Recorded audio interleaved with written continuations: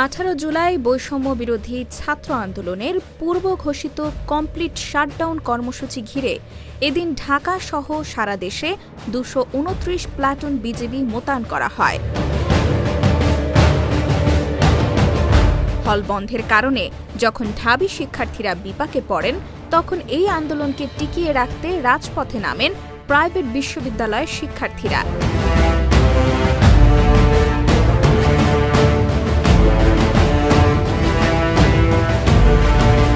সেদিন ব্র্যাক ইউনিভার্সিটিতে পুলিশের সাথে শিক্ষার্থীদের ব্যাপক সংঘর্ষ হয়।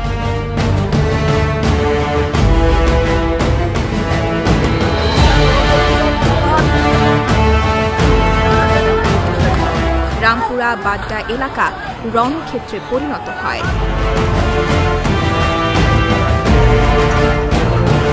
শিক্ষার্থীদের ধাওয়ায় মেরুল বাড্ডায় কানাডিয়ান ইউনিভার্সিটিতে আশ্রয় নেন পুলিশের সদস্যরা। বিকেলে তাদের হেলিকপ্টারে করে উদ্ধার করা হয়।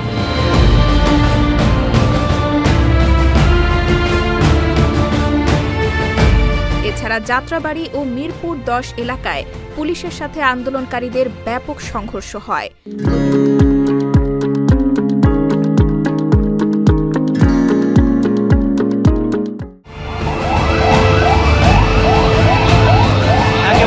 ওই দিন রাজধানী উত্তরায় পুলিশের গুলিতে নিহত হন বিউপি শিক্ষার্থী শহীদ মীর মুগ্ধ, যার কণ্ঠ পুরো জাতিকে স্তম্ভিত করে দেয়।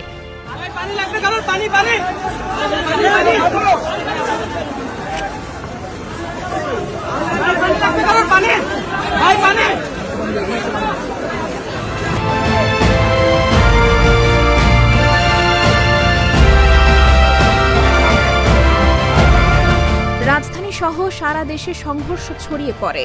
উদ্ভূত পরিস্থিতিতে জরুরি সংবাদ সম্মেলন ডেকে আইনমন্ত্রী আনিসুল হক বলেন, আন্দোলনকারীদের সঙ্গে আলোচনায় বসতে রাজি সরকার। তারা যখনই বসতে রাজি হবে, এটা যদি আজকে হয়, আজকেই আমরা বসতে রাজি আছি। আন্দোলন করার আর কোনো প্রয়োজন নাই। তবে আন্দোলনকারীরা সংলাপের আহ্বান প্রত্যাখ্যান করেন। সমন্বয়ক নাহিদ ইসলাম বলেন, শহীদের রক্তের ওপর কোনো সংলাপ হবে না। কোনোভাবেই আন্দোলন দমাতে না পেরে রাত 9টার পর থেকে ইন্টারনেট সেবা পুরোপুরি বন্ধ করে দেওয়া হয়।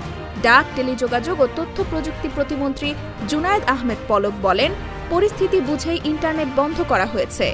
আমরা ইন্টারনেট বন্ধ করতে বাধ্য হই। 4G আমরা কিছুটা কমিয়ে 2Gতে নিয়ে আসলাম। কেন নিয়ে আসলাম? কখনো ইন্টারনেট শাটডাউন হয়। সেদিন রাত থেকে সারা দেশে কারফিউ জারি করা হয়। এদিন দেশের 47 জেলায় পুলিশের সাথে আন্দোলনকারীদের সংঘর্ষ হয়। সংঘর্ষে অন্তত 31 জন নিহত হন।